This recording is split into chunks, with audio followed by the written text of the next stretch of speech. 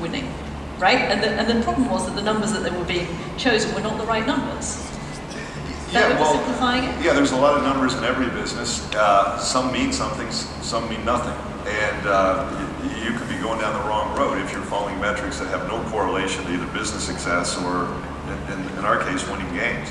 And once again, this wasn't something we invented for years. Academics, you know, we had a business that's, you know, one of the things Michael mentioned about sports, the older the business, the more challenges and the more traditional traditions and conventional thought that you're up against. And football's a relatively new sport compared to baseball.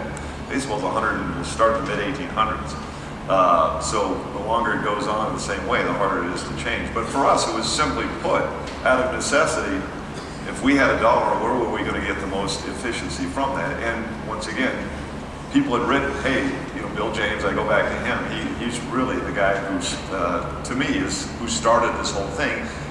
He didn't have a venue with which to put his ideas into place. He was outside the game.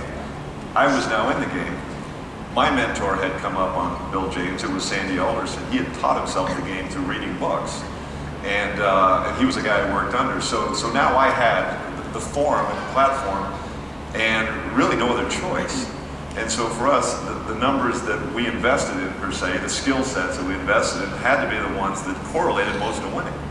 And the one at the time, and a statistic, quite frankly, that was not paid at the level it probably should have, based on its value, was on-base percentage.